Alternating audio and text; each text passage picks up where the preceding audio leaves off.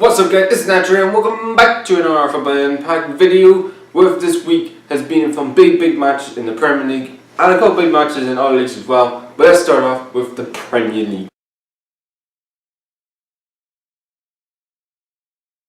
And the Premier League is beginning the big game, well there's a couple of big games in the Premier League, starting off with Manchester United versus Chelsea. Two teams trying to catch the runaway leaders at the minute, Manchester City, where Man United pretty much played a really attacking lineup. They went two up front with Lukaku and Rashford. They put Mkhitaryan in the number 10 position. Ashley Young was playing fullback, and a couple more somehow Maddis was playing at his old club as well. And really attacking lineup for Manchester United. Chelsea, no doubt Louise in the squad, big talk over that. Antonio Conte's not happy with him at Chelsea. Maybe a little speculation he may not have a future at Chelsea. And there's also speculation Antonio Conte may have not a future at Chelsea. But it worked. Christensen came in and was absolutely on form at the minute. He came in and he was really solid in that defence. Gary Cahill played really well in this game. So did Azpilicueta. They had really good link up in that back three, Chelsea, in this game, unlike the game against Roma. I also thought Kante was back in the team. He was a massive plus for Chelsea. He was all over the pitch. Man United, every single time he got the ball, he just got like a Jack Russell getting back. He's all over the place. You don't know where he's going to go. He just puts his tackles in, he puts some great passes in. He's just an all-round world-class defensive field player. Also, I thought Hazard had a good game, but the guy I want to talk about is Morata. I thought he was outstanding. He was literally, I don't know if I was watching Alvaro Morata or Diego Costa. He was at the Manchester United defenders. He was in Smalling. He was into Phil Jones. But I thought Fabregas played really well in the game. He was probably the man of the match. But I would give it to Morata. So his football, Morata's on another level. And Real Madrid was stupid not to get rid of him in the first place. Second top goal scorer last season, and he's now playing for Chelsea. He's now top goal scorer for them. So Chelsea's gain is Real Madrid's pain. But now the goals. Chelsea should have been 1-0 up thanks to Phil Jones' own goal, which for me was a goal. I don't know how it's a foul because there's no foul on Morata. It should have stood. But Man had a couple of chances from Lukaku, who was isolated yet again. No one gives him the ball. You could say he doesn't really make the runs. It's true, but if you give him the ball, how is he supposed to score? Seriously. It's like trying to put fuel into a car or into anything. If you don't put anything into, you don't really fuel into the car, it's not going to go. If you don't give any service to Lukaku, he's not going to score. And for me, Mkhitaryan, I don't think he's a Manchester United player. I don't think he's good enough. Mata should have played in this game, but Man United just didn't have anything going in this match. That was half time though.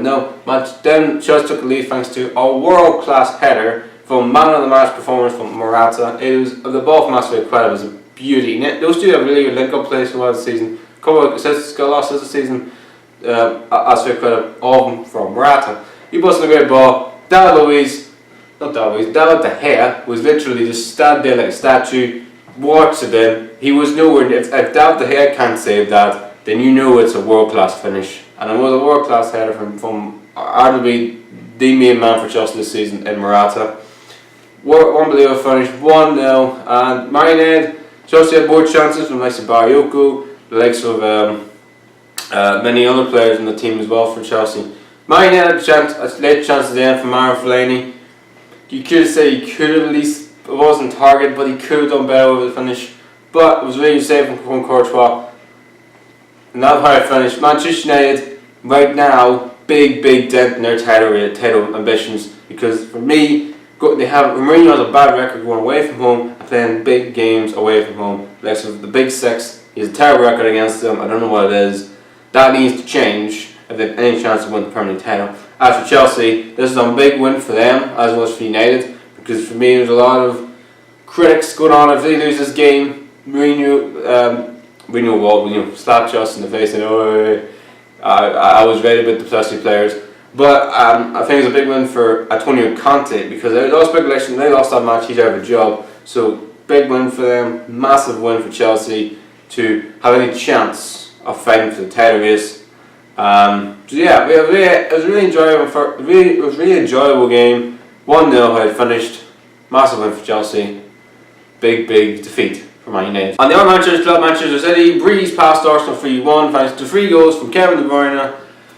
I think Gabriel Jesus scored off the bench, and Sergio Aguero penalty. That Arsenal got to go back from Lacazette, it didn't really matter. Arsenal were second best in every department. They were playing forward to back. Monreal, who was at full back, was playing centre back with Koscielny. Coquelin, I didn't know where he was playing. Was he playing was he playing in the midfield, or was he playing as an attacking midfielder? Aaron Ramsey was playing like a striker. Alexis Sanchez has hands up all the game, thinking, why is no one pressing or help me get the ball? It was a horror show from Arsenal. It was like watching a bunch of toddlers trying to actually try to fight over a toy. Arsenal were second best everywhere. Man City were phenomenal. Their football right now is on another level I have never seen. I've seen some great Premier League teams. I've seen the likes of my team, Newcastle, back when we had the entertainers. I've seen the Manchester United team dominating from the 90s to the 2000s. I've seen so many great Premier League teams. This Man City team right now is probably one of the best ever in the Premier League. Their football is on another level. They're scoring more goals, more points, more. They're breaking every record. Apart from the only record they haven't broken yet is haven't won the league yet. But I will say this. I'll run Cities and win the league because their football is just a joy to watch. But right now, if they can continue this form into Christmas, which they always F up in, they have absolutely every right. They damn well could win the league. But Christmas is their biggest block, Man City, of not winning the league, because you could say, don't have Christmas break or don't have winter break, but that's going to be vital for Man City because you're playing 4 games a week. That's going to be vital to their season. Arsenal were never in the title race. If anybody else asked Arsenal were in the title race, you're deluded, because that squad is not good enough. They don't have a good goalkeeper, they don't have good defence. I'm sorry, but you know you're not a good team when you're playing Monreal centre back, and the fact of the matter is, it didn't go out. Your main man from your top goal scorer, Lacazette, didn't even start the match. You spend over 50 million on a striker and you don't play him. What's the point of signing him? You didn't play him against Liverpool at Anfield. You didn't play him against freaking Man City at Etihad.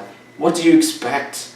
I'll tell you what now. If I was the Arsenal manager, I would went and put Lacazette up front. I wouldn't play Ozil because he doesn't do it in big games. He's never done it in a big game. Has he even done it in any game? I don't think he has. So the fact of the matter is, I would just put Sanchez and Lacazette up front. Go pace. The only way you're going to beat Manchester City is take my ball and go on the counter. It's the only way you're going to beat them, I feel. Like, I know they haven't lost a game all season, but I don't think the only way you're going to beat them. But go ahead, City. City's football is outstanding. Arsenal, if they get top 4 this season, I think that's an amazing achievement for them. Because right now, they for me are 6th best team in the Premier League right now. They're nowhere near good enough for the title, and I don't think they're anywhere near good enough for the top 4. City are blowing this Premier League way ahead. That they are streets ahead every other Premier League team right now, and I just can't see any team beating them apart from themselves. City, the only way they're going to lose this league is if they bottle it themselves. Spurs beat Crystal Palace 1-0. Palace still haven't scored away from home and still haven't got a point away from home. I think they look like, I think they're down for Palace. I just don't see. I can't give them any credit. I can't give them any light they're going to stay in the league. If you don't score away from home and you don't get a point away from home, you're going down. I think they are down. I just don't give them a shining light. They could still stay up, and I hope they do, but I don't think I just can't see it happening. Spurs, that's a massive win for them. It's an amazing win in the Champions League against back-to-back champions at Real Madrid. You could say Dele Alli wasn't playing this game, they're massive missing this match. Harry Kane was just back from injury, so he's still trying to get full fitness. But I want to give credit to Son. What a finish and what a sign he's been for Tottenham since he's been there. A really good goal, and I thought he played really well this man. Yes, the goalkeeper for the sub goalkeeper that came in for Gazaniga, I think his name was. He had a very good game, but Son was out. If he didn't score that goal, that's a massive dent to their titles ambitions. Tottenham. So a massive win for Tottenham. Palace, I think, are down. Tottenham have, just like Chelsea, outside chance of winning the league this year. Watford, how the hell did you lose 3-2 to Everton? And that's what they've done. Watford somehow were 2-0 up in this game and lost 3-2 to Everton. Literally, I mean, they just done it against Chelsea. They were 2-1 up and they fucked it up at the end when 2 goals from Bashirari and they won 4-2. That happened this game. Watford, who were cruising. Charles scored a really good goal and a great corner, and he puts it in. And then the goalkeeper got injured, and I get on back to the goalkeeper in a minute. He got injured thanks to Umar Nias. Got it was fit chance. It wasn't trying to hurt him. He came off with concussion. The goalkeeper came on, but the substitutions for Everton changed the match. They brought on Aaron Lennon. They brought on Lookman and brought on Calvin Lewin, 3 pacey players, and I thought Lookman played really well since he came on. He had a little bit of pace, he had a little gap, he had a little bit of everything. He set up the first goal. The goalkeeper, I don't know what he's doing, he shouldn't have come up for it, but Nias put it in the back of the net, 2-1. Then it was 2-2. I don't know how this goal went in, but it did put in thanks to bad defending from a corner, and the goalkeeper, I literally just don't know what he's doing. Come and catch the ball, or just leave it. He didn't do anything, he just sat there like a stone statue and let Calvin Lewin, the smallest guy on the pitch, get a header. 2-2. Then there was a penalty in the last minute in out of time from Leighton Baines. He put it in for 3-2, which was a penalty because the Watford player did slip. And then at the end, Watford get a penalty to at least get a point, and I thought they deserve a point because they were the first half and a bit in the second half. They dominated that match, and then Tom Clever, the ex-Everton man, misses. I mean, when I misses, he didn't even look confident on the ball. He didn't look confident. He just missed it yards away. Now it's a massive win for Everton. For David Unsworth, I don't think he'll get the job now. I think maybe Sean Dyche, and maybe Thomas Tuchel now. He's really in the run for it. He wants the Everton job, but for me, I don't think David Unsworth. I think Everton have a man in demand at this moment in time, and I feel like it could happen next couple of days. Massive win for Everton, getting around the bottom 3. Watford concede too many goals. I like Marco Silva as a manager, but that is for me that's despicable to be 2-0 up at Everton and you give away 3 of the sloppiest goals. Come on, you need to do better than that. If you want to win the top half for it, you need to do better than that. Stoke City drew 2-2 against Leicester City, and people say Claude Puel is a boring manager. Really, he scored 4 goals in 2 games. I like the fact he's a boring manager and he scored 4 in 2 games. Amazing. Anyway, great game this was. Abor scored the first goal, which is a really good finish. Then Shaqiri thought, you know what, maybe it's my time to just get a goal. He gets his first goal inside the box. You ever thought you say he scores a goal inside the box? We did. Then Leicester got up there. Leicester in the second half, goal and score again. For Riyad Mahrez, even though Peter should at least foul him because you don't give that player time and space, and he did. 2-1. Then somehow Peter Crouch rolled back the years. The man that keeps doing it, the man keeps saving Stoke, because he got the winner against Southampton, and he got a point against Stoke. There's 4 points. If they didn't get them 4 points, they're in the bottom 3. You can't, the fact that Stoke City are relying on a 36-year-old man in Crouch just tells you that team, I think, are going to go down this year. Come on, Stoke, man. You can't rely on Peter Crouch all the time to put your ball in the net. You have to rely on the likes of many others. What happened to Jesse Rodriguez? Everybody was rating this man. He's good to go against Arsenal. Where has he been since? Stuart Moulton, where's he been? It's not good enough from Stoke. You can't rely on Peter Crouch to score you goals. And I really think I think they could go down this season, Stoke. I really do. They can see too many goals. There's not a lot of goals in that team, and vice versa. I think Jack Button is keeping them as well, and just above water. But I really think they could go down this year. Leicester, big point for them. That's 4 points in the last 2 matches. Actually, you look at the word. That's actually 7 points in the last 3 games. They're in a good bit of form. I think they'll finish top half of the season. And Claude Puel is a good manager for Watford. Is a really good manager for Leicester. And the last game to talk about is Burnley. Are now up to 7th with another 1-0 win against Southampton. They got a 1-0 win at midweek against Newcastle United. They had 0-0 written over the game, apart from bad defending from Lejeune and a great little finish. Well, if Henry missed that chance, then I don't rate him as a player. But good win for them against Newcastle. Done the same thing this game. 1-0, clean sheets, win. Sam Vokes with another really good header. 1-0 win. The game wasn't a great game. Southampton have big problems at home with goals. Charlie Austin didn't start in this match. I would have played him because I would have played him and Gabellini. Just play both of them. Just play both of them. You know, just go have a go. There's no point having two. There's no point being negative at home. You're the home team. You're playing Burnley, for goodness sake. We all know Burnley are going to have 10 minutes of ball. Just go and have a go. Yeah, you lost the match. Okay, well, we had to go today. I just feel Sam don't give that. It's so negative. You don't even know what to get from them. But massive win for Burnley. They're up to 7th.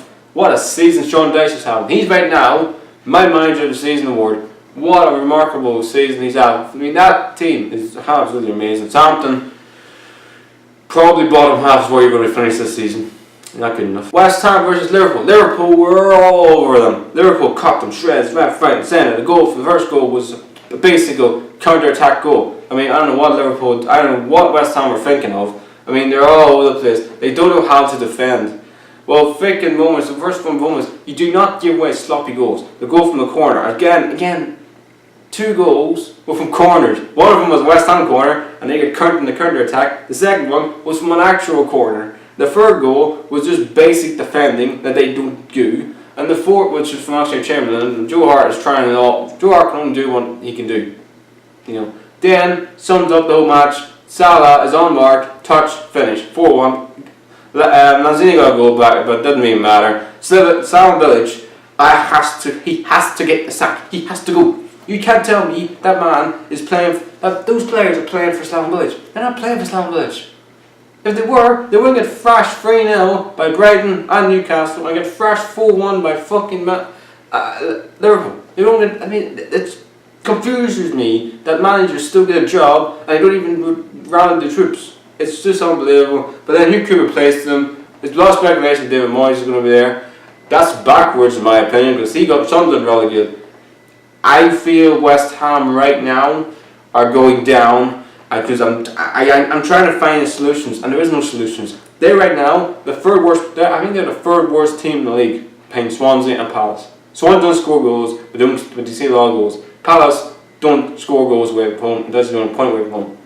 West Ham are in big trouble and need someone like maybe Big Sam or maybe someone to save that club because they're getting into they'll be joined. I feel they will be in the Championship next season unless something fucking changes. Liverpool, win for them to put them to 5th. They're flying at the minute, and I don't think any team wants to play Liverpool anytime soon. It's going to be very interesting. I know we'll do the next couple weeks. So guys, look at the Premier League table where Manchester City are now just far away in this title race because they're now 8 points ahead of Manchester United. Then it is Man United who are second, stay where they are. Tottenham, they're seeing their points as Manchester United stay third. Then it's Chelsea, Liverpool up to 4th on goals scored. Then it's Arsenal, Burnley up to 7th, one season around. Brighton with their massive win, up to top, moving to 8th, one season around. Watford moving on to 9th. Huddersfield, their win, up to 10th. Newcastle lost to Bournemouth, massive defeat for them, but top 11 is a decent start. I'll take that as a Newcastle fan, 11th. Then it's Leicester, Southampton, Stoke, Everton, their win, move up to 15th. Then it's West Brom, big problems for them. The West Brom supporters want Puros out, maybe, but if Puros leaves, they're getting relegated. Bournemouth to 17th. West Ham, big problems, lost again to Liverpool. They are in big problems, and if they don't choose something, that team, you know, Liverpool breeze past them. Bilic for me is out of depth. Then it's Swansea and rock bottom Crystal Palace. It looks like Palace are doomed. So guys, move on to the Bundesliga. And the Bundesliga this weekend, Borussia Dortmund and Bayern Munich facing a mouth-watering out Del Clasico, which they call it. Somehow become an absolute walk in the park for Bayern Munich. Bayern Munich won 3-0. Dortmund were second best every department in this match. Actually, Bayern Munich won 3-1. Take it back. Dortmund did score a goal. But they were a walk. It was a walk in the park. It was a walk in the park. You can take the dog out for a walk for you as well. It was too easy. I mean, Dortmund played so expansive football. They were playing with Mark Bartra, who's a centre back, at full back. I just don't get that. I just don't get that. Dortmund, who were 5 points clear ahead of Bayern Munich. Somehow they're 5 points behind Bayern Munich. It's just unbelievable. But the first goal was a really good goal from Bayern Robben. The second goal from Lewandowski was a typical Lewandowski goal. could say deflection brought it in. Then Bayern made a 3-0, some simple finish. A goal back from Barca. Never thought the guy could actually do that. A really good finish from the centre back. But cut with the cracks. Dortmund, they're not doing well in the Champions League because they only have 2 points to have won a match. They're now second in the Bundesliga, 5 points behind 5 points behind Bayern Munich. I think Peter Bosz, for me, needs to go. I don't think he's the right manager for Borussia Dortmund. I think they shouldn't have sacked Thomas Tuchel. For me, I think if you're going to sack Thomas Tuchel, then you had to bring in a better replacement on him. I don't think Peter Bosz is a better replacement. He had one good season at Ajax. He got them to the Europa League final. He didn't even win them the Eredivisie. It was, I think, they finished second or third that year. They're not good enough. Dortmund should be getting German managers, not managers who don't know the team, don't know the league. For me, the right manager should get Thomas Tuchel, and then maybe next season get the Hoffenheim coach. That's what I would have done. I don't think he's the right man for Dortmund, but there's no point sacking him now because there's nobody who you're going to replace. Bring Thomas Tuchel back, I just don't see it. But as for Bayern Munich, they were amazing. They're on a real good run right now. Since they set corners on, they haven't lost a match. You think crisis of Bayern Munich. But good way for Bayern to get them back into showing what they're made of in German steel, you call it, in this league. And Dortmund, same problems. If they don't learn from their mistakes, they may not even finish top 4 this year. Leipzig, who moved up to second after Dortmund's defeat, beat Hanover, who were a team who this was actually 3rd versus 4th in the league. Massive win for Leipzig after their so-called not-so-great game in the Champions League against Porto, even though Theo Werner didn't start that match.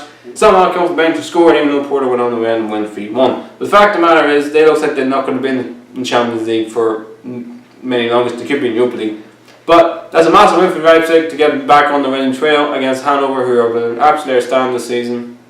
And definitely a big win for Leipzig than it was for Hanover. It's a massive win. Schalke, who now are up to 4th after Hanover's defeat, beat Freiburg, who literally look like a bunch of headless chickens on the pitch. They just don't know what they're doing. Schalke win this game by the odd goal, but actually they could have easily won this game by a margin of goals. They should have been 3-0 in the first half, but give credit where credit's due. Freiburg's goalkeeper had a really good game. But Schalke looks like they're definitely going to be in the top 4 this year, around that this season. Freiburg are going to be fighting for relegation this year. Hoffenheim go back to winning ways and beat rock bottom Cologne, who still haven't won a match in the Bundesliga and played 11 matches. It does not good for them.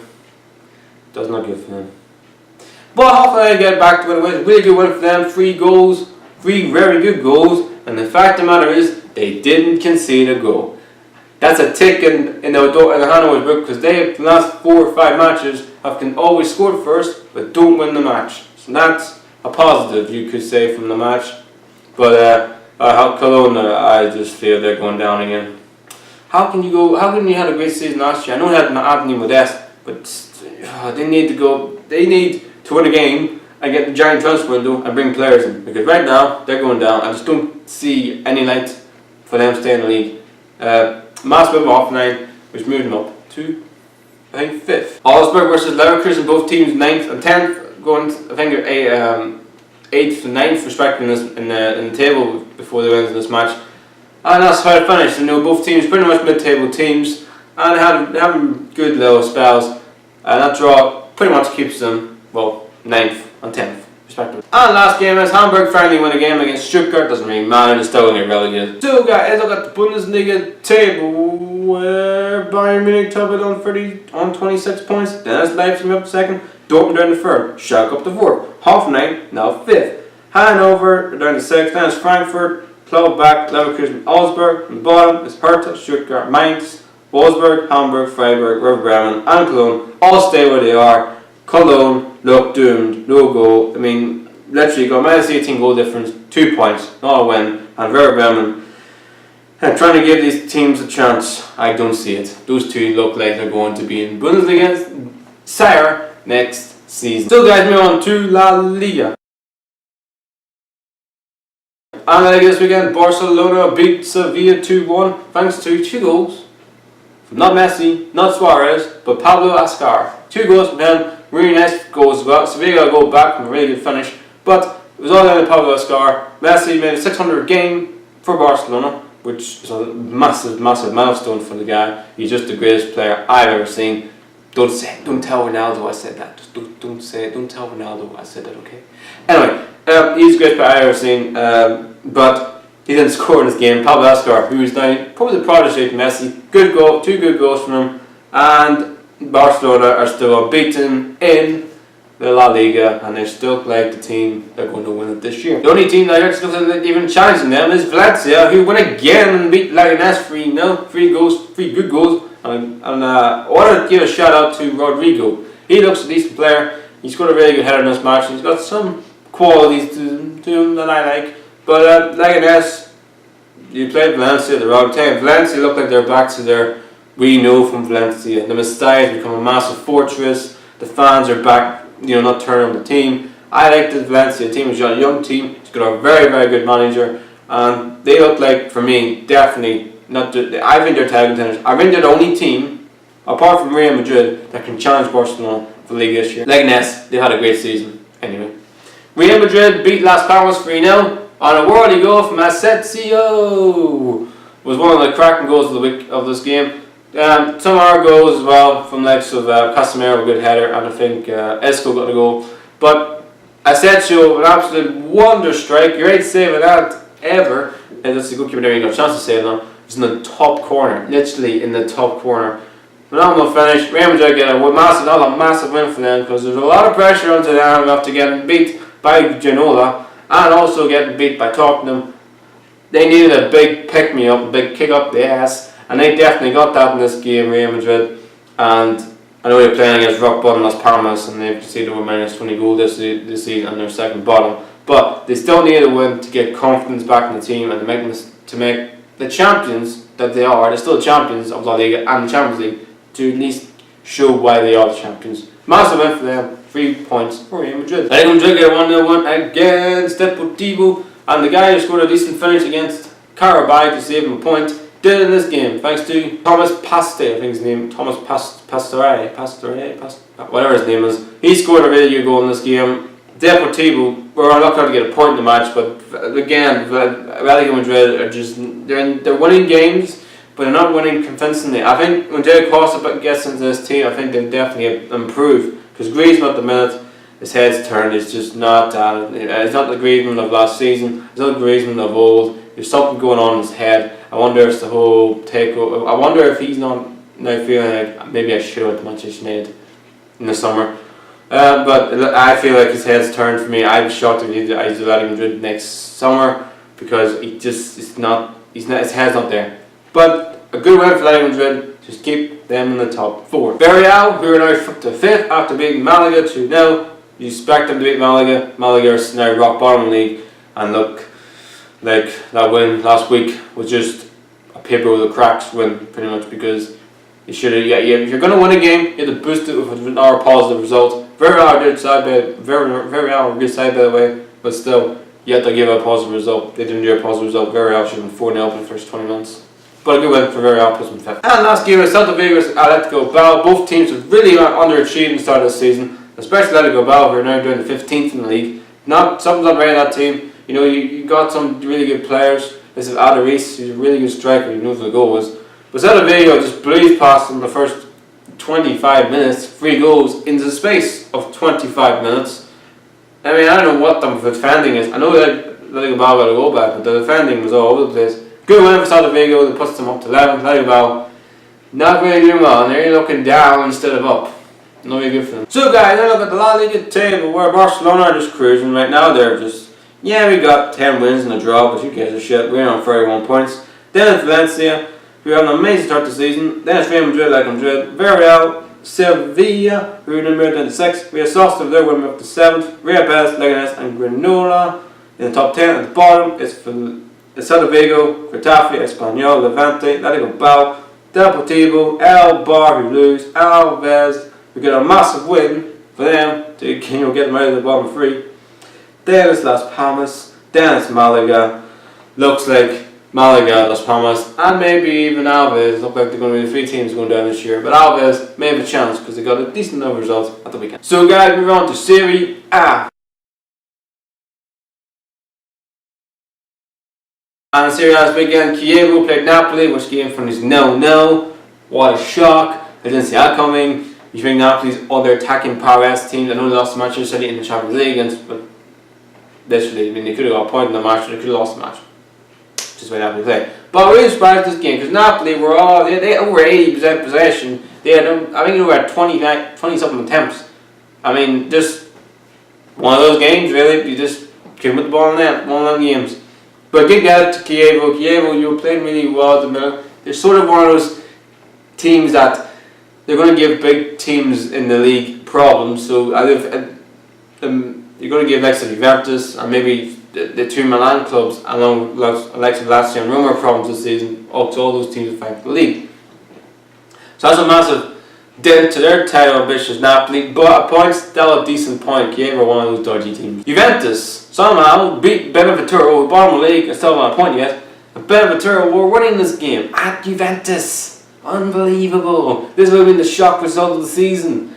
But then Beneventuro just can't stop taking goals, and yeah, you don't give Juventus players time and space in the ball to put the ball in the net, because they've got way, way better players than Beneventuro. Sorry to see him league, really. But Beneventuro looks like they're doomed as fuck. They haven't got a point yet, and they've got a goal difference on point near minus 30, so I can't give them any hope of staying in the league. As for Juventus, massive win. When you're not playing well, you're just winning games. That's why they're champions. That's why they're champions. So massive win for them to at least close the gap to Napoli, who drew this week. And so yeah, cut the gap. They're into one. It's going to be very interesting end of the season between those two teams. Inter Milan, who also drew against Torino, who are 2 points behind Napoli, and also a point behind Juventus. Somehow Torino should have won this match. A really good goal from one of the Torino players. I think it was Farland, I think his name was. Then Inter Milan made a change, but Ederon to play up front with Akadi. He got the equaliser. Massive play from Akadi. Great ball in Perisic. The ball in the pass from Akadi, just lay it on. Just lay it to Akadi. Just lay it to Eder. Eder thumps in the net one apiece. They could have got another goal at the end, but great goalkeeping at the end. But 2 points dropped for Inter Milan in this title race. But as a massive point for Torino, they're a really good form at the minute. So they're a decent little side, Torino. Now Inter Milan, massive dent to their title ambitions, but they're still there and thereabouts. Only 2 points away, better than last season. Roma also in the title race. Now beat Fiorentina 4-2. Roma never re-recorded playing Torino in Torino. That's a really good win for them. A couple of really good goals. El Shaarawy is really playing well right now. His form is unreal. He scored 2 goals against Chelsea. He was playing outstanding in this match, the first man watching against Torino, against Fiorentina. So really good win for Roma to at least other teams, the likes of Napoli, and also the likes of Inter Milan dropping points. They now close the gap to try and get into that sort of top 4, top 3 area. And last game is AC Milan beat Sassuolo 2-0. 2 goals from Suso, who is really becoming a really massive player for them. And I think Bonaventura was our guy who scored the other goal. So really good win for AC Milan to get back to winning ways, because they were in a massive slump. Losing to Juventus last weekend. But they were comfortable winners. Sassuolo didn't offer anything. Massive win for them to get closer to the teams at the top. So guys, look at the Serie A table, where Napoli top it on 32 points, then Juventus are only a point behind Napoli. Inter only a point behind Juventus. Lazio didn't play this weekend, stay 4, or now in the 4th. Then it's Roma, who are now only a point behind Lazio. Sampdoria are pretty much the best of the rest, on 23 points. AC Milan with that massive win coming up to 7th. Torino 8th, so Fiorentina are 9th, Atalanta are 10th. At the bottom, it is Chievo, Bologna, Udinese, Cagliari, Crotone, Spal, Sassuolo, and the bottom 3 does not change. It is still Genoa, Verona, and Beneventuro are relegated for me. There's no team in Europe that are in worse form and actually pretty much bang average and shit than Beneventuro. They're getting relegated. But yeah, enjoy Serie B next season, because that's where you'll be. So guys, let's move on to League 1. And League 1 this weekend, there's a lot of massive wins. Starting off with PSG, who are top of the league, and massively beat Algiers 5-0. 2 goals from Akadi, a goal from Mbappe, and also big name was on the goal score sheet as well. Comfortable win, squeeze past them. What do you expect? It's fucking PSG. OGR don't have the quality of players to compete with PSG. PSG, second 5-0 win of this week. They beat Anglet 5-0 thanks to a hat-trick from a fullback in Kurazin, who's first hat-trick. They're right now unstoppable and untouchable. 5-0 win, comfortable win, puts them comfortably ahead of everybody else. Lyon went 6-0 against Gangdam, and another great win from another great team. Six goals flattered flattered Monaco. It could have been 8, could have been 10, could have been 22. It could have been any scoreline. Gangdam literally were playing so expansive that they let everyone behind. They didn't even have far count in this game. They didn't even need them because they scored in the first 4 goals in the first half, set in 2 goals in the second half. Comfortable win, 6-0 win, and 2 still have a chance of fighting the likes of PSG for the league this year. Lyon win 5-0 against Saint-Etienne. The massive derby between these two. These two do not like each other. These two hate each other. Literally, just they do not like it. They do not like each other. And Fekir was absolutely outstanding in this match. He scored 2 goals in this game. Depay scored a goal in this game, and I think Diaz, the guy they signed from Lyon, signed from Real Madrid, scored in this game, and also the guy they signed from Chelsea and Torre scored as well. But that's not what I want to talk about. Fekir, in the 5th goal, he celebrated like you do. He tried to do this Messi Ronaldo celebration, but it's not that he did it. It's like he did it in front of the Saint-Etienne supporters. Now, to put it in perspective, what that's like going to likes of Galatasaray or Fenerbahce and smoking a massive flag in the middle of the freaking pitch of Fenerbahce or Galatasaray, and you know what's going to happen. It's going to be a riot. And Fekir was stupid enough to somehow do a celebration in front of the freaking Saint-Etienne supporters. You do it in front of your own supporters. You don't do it in front of Saint-Etienne supporters. And all those Saint-Etienne supporters are massive passionate fans, and they do not like Lyon. They despise Lyon. They hate Lyon with a burning hate of hate. You don't do that. So Fekir, he's going to get a massive ban for that. He's going to get at least a 5 or 6, 7 game ban, because that's going to be, that's just borderline stupid of him. And it's not good. I mean, come on, he's in the form of his life. He scored 2 goals in a massive game, winning 5-0. Don't celebrate the guy. You can celebrate a goal, celebrate with your own fans, celebrate with your teammates. And then you do that and it cost the game. The match was suspended, then the match was postponed. But Lyon got the 3 points and won the match 5-0, because I think it was maybe 5 minutes left in the game. So it was a massive win for Lyon, even though it dampened the mood of the game. But to stay in the Champions League hunt for the Champions League places, Saint-Etienne just goes to show the quality between them and the top 4 right now. Just too much for them. Speaking of teams fighting the Champions League mission, we on to Marseille, who won 5-0 against Cannes. Yes, so another massive win for another team. Marseille, Florian Thauvin is finally looking like the Florian Thauvin who Newcastle want to sign, because he is right now on red hot form. He's the only player in that Marseille team that's doing it. To Memphis Depay, I'm telling you right now, Depay just doesn't look interested at this time. I don't think he's going to be in the World Cup squad for France. He's just not playing good football. He's not happy at Marseille. The Marseille fans are not happy at him big time. As well for Florian Thauvin, that team wouldn't be anywhere near the Champions League places. He's massively pulling up trees for them this year. And Kostas Mitroglou scored another goal.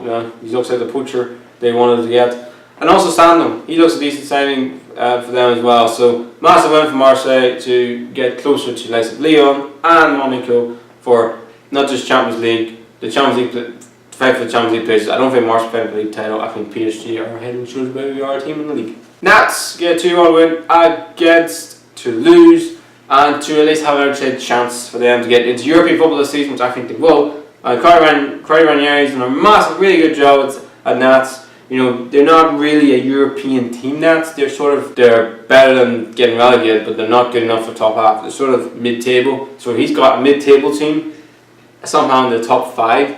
That's a really good achievement for them. So they've had a really good start. If they can continue this, they can definitely get into Europe this year. Toulouse, for me, you're pretty much going to be where you are. And last game in a massive relegation 6-pointer, and we're only into November, between Metz and Lille. This game was huge. If Lille lost this match, man, they're going to be in big trouble. But then they can comfortably beat Mets, who for me are going to be in League 2 next season. They're going to be in League 2 next season. I guess it's League 2. Yeah, League 2 next season.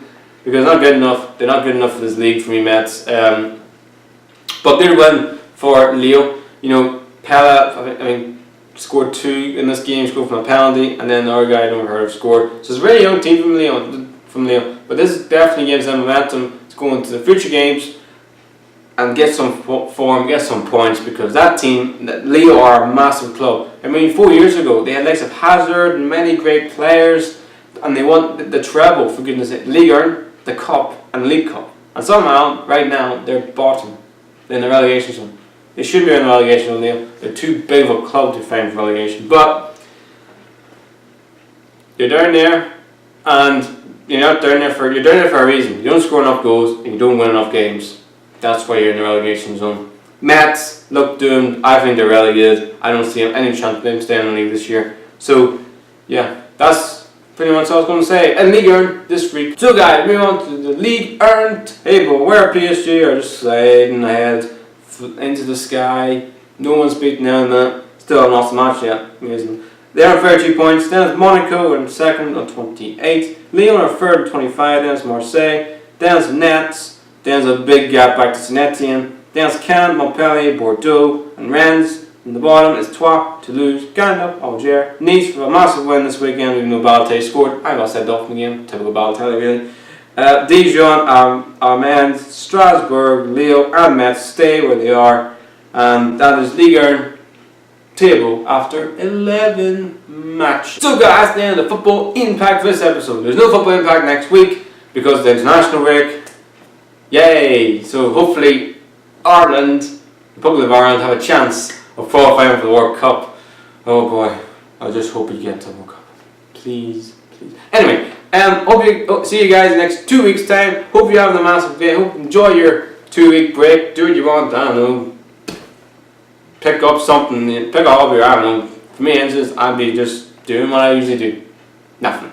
Anyway, I'm getting carried away. Anyway, please like, subscribe to Natural.